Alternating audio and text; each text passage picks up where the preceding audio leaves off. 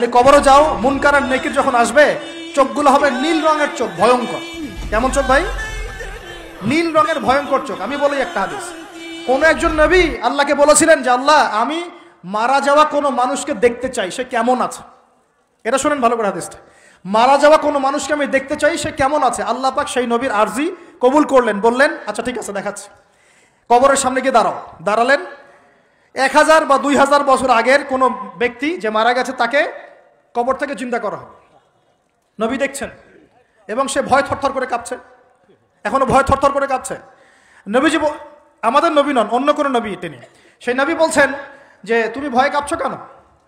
তুমি কত বছর আগে ইন্তেকাল করেছো, কি তোমার হালচাল বলো আমাকে। সেই ব্যক্তি বলছে আমি আজকে থেকে 1000 বা 1500 বছর আগে মারা গেছে। আমি ভয়ে কাঁপছি। যখন আমি মারা যাচ্ছিলাম, মালাকুল মউত যে আকৃতি নিয়ে আমার সামনে এসেছিল, ওই আকৃতি আমি এখনো ভুলতে পারি না, তাই দেখে আমি থরথর করে কাঁপছি। তিনি বলছেন যে আমি 1500 বছর হয়ে গেছে আমার মউতের, কিন্তু আমার দেহ থেকে এখন পর্যন্ত রূহ কবজ করার যে কষ্ট, এই কষ্ট এখনো যায় নাই। আর এই সব দুর্নীতি করে আর অন্যায় করে মানুষের সম্পদ আত্মসাৎ করে অন্যের উপর অত্যাচার করে আমরা ভাবছি যে আমরা কালকে আমাদের মাঠে পার পেয়ে যাবো। খালি কবরও যাও, তারপর বুঝবো। আল্লাহ রাব্বুল আলামিন আমাদের সবাইকে হৃদয়ের চোখটা খোলার তৌফিক দান করুন, হৃদয়ের কান দিয়ে কথাগুলো শোনার তৌফিক দান করুন, এবং আমাদের সবার কলব, মৃত কলব জীবিত করার তৌফিক আল্লাহ দান করুন। এই মাপে কম দেয় একটা পাপ যে বললাম সুদ, একটা বলেছি যে জেনা, একটা ব্যভিচার, আমানতের খেয়ানত, হ্যাঁ। তারপরে যার যোগ্যতাহীন ব্যক্তিকে যখন আপনি দায়িত্ব দিবেন, যখন মানুষ স্ত্রীর আঁচল ধরে বসে থাকবে, মায়ের সাথে খারাপ ব্যবহার করবে, বাবাকে দূরে ঠেলে দিবে, বন্ধু বান্ধবদের কাছে নিয়ে আসবে, যখন মসজিদগুলো হট্টগোল হবে, শোরগোল হবে, মসজিদ চাকচিক্যময় হবে, হেদায়েত উঠে যাবে, যখন দেখবেন সময় সংক্ষিপ্ত হয়ে আসছে, যখন দেখবেন যে জহরতুল কায়নাত, গান বাজনা বাদ্যযন্ত্রের সাথে সম্পৃক্ত যারা আছে, এই যে নর্তকী, এদের সংখ্যা বাড়তে থাকবে। ইউজাফু আলা রুউসিহিম বিল মাআজিফ, মানুষের কানের পাশে বাদ্যযন্ত্র বাজবে। মানুষ যখন এই যে মদকে হালাল মনে করবে, শুরিবাতিল খমর, মদ যখন মানুষ খাওয়া শুরু করবে, জেনাকে হালাল মনে করা শুরু করবে, হ্যাঁ, যখন মানুষ আত্মীয়তার সম্পর্ক নষ্ট করা শুরু করবে, এই যে যত রকম পাপ আপনি দেখছেন যা আমাদের এই সমাজগুলোতে চলছে, এগুলো যখন চলতে থাকবে, তখন আল্লাহর পক্ষ থেকে এই যে আসমানি গজব, জমিনের বালা, এই ভূমিকম্প বলেন, জালজালা, মহামারী, হ্যাঁ, আপোষের মারামারি, হত্যা, রাহাজানি, এই যে আপনার আর কি বলবো, আর কি আছে, এই যে আকৃতি বিকৃত হওয়া, ভূমি ধসে যাওয়া, আসমানের গজব, মহাপ্লাবন, জলোচ্ছ্বাস, বন্যা ইত্যাদি, যে পাপগুলোতে আল্লাহ পাক বিভিন্ন জাতিকে ধ্বংস করেছেন, এই সমস্ত আযাব আল্লাহর পক্ষ থেকে একটা একটা করে আসতে হবে, একটা একটা করে।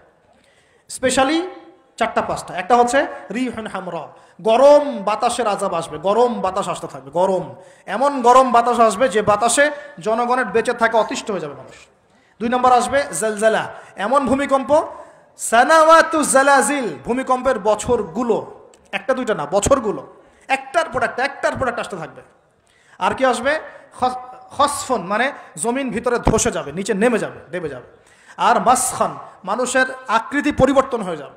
আর কাযফান, আকাশ থেকে পাথরের বৃষ্টি বর্ষণ করা হবে। এগুলো আসতে থাকবে। এছাড়া আমাদের হাতের কামাইগুলো তো আছেই। আল্লাহ রাব্বুল আলামিন আমাদের সবাইকে, স্পেশালি ঢাকা শহরের বাসিন্দা আমরা যারা আছি, আমরা যারা দিনী ভাই, আমাদেরকে সমস্ত পাপগুলো ছেড়ে দেওয়ার তৌফিক দান করুন। আল্লাহ পাক আমাদের সবাইকে শিরকের পাপ ছেড়ে দেওয়ার তৌফিক দান করুন, কুফরের পাপ ছেড়ে দেওয়ার তৌফিক দান করুন। এই অহংকার, সম্পদের অহংকার আল্লাহ পাক বন্ধ করার তৌফিক দান করুন।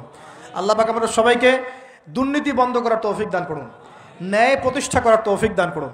আল্লাহ রাব্বুল আলামিন আমাদের সবাইকে, স্পেশালি যুবক যুবতী যারা আছে, সবাইকে জেনা ছেড়ে দেওয়ার তৌফিক দান করুন, পবিত্র চরিত্রকে পবিত্র রাখার তৌফিক দান করুন, এই পর্নোগ্রাফি থেকে দূরে থাকার তৌফিক দান করুন। আল্লাহ পাক এই যুব সমাজকে মাদক থেকে দূরে থাকার তৌফিক দান করুন। আমরা দোয়া করি যুব সমাজকে আল্লাহ পাক এই পতিতাবৃত্তি, ব্যভিচার থেকে বাঁচিয়ে রাখুন। পরিবারগুলোর মধ্যে আল্লাহ পাক শান্তি দান করুন। এই ব্যভিচার থেকে, বিশ্বাসহীনতা থেকে, আমানতহীনতা থেকে আল্লাহ পাক আমাদেরকে বাঁচিয়ে রাখুন। আল্লাহ পাক আমাদের শাসকবর্গকে হেদায়েত দান করুন। আল্লাহ পাক জনগণকে হেদায়েত দান করুন। আল্লাহ রাব্বুল আলামিন আমাদের সবাইকে অপচয় বন্ধ করার তৌফিক দান করুন। সবাইকে নামাজি বানিয়ে দিন, সবাইকে কোরআনওয়ালা বানিয়ে দিন, সবাইকে হাদিস চর্চা করার তৌফিক দান করুন, রাসূলের সুন্নত মাফিক জীবন গড়ার তৌফিক দান করুন। সমস্ত পরিবারগুলোতে ইসলামী পর্দা কায়েম করার তৌফিক দান করুন, নামাজ প্রতিষ্ঠার তৌফিক দান করুন। পরিবারগুলোর মধ্যে হালাল রিজিকের ব্যবস্থা আল্লাহ করে দিন। এবং সর্বোপরি আসন্ন রমজান যেটা আসছে, এই রমজানে আমরা যেন আমাদের গুনাহগুলোকে মাফ করিয়ে নিতে পারি। আল্লাহ পাক সেই তৌফিক আমাদের সবাইকে এনায়েত করুন, বলি আমিন।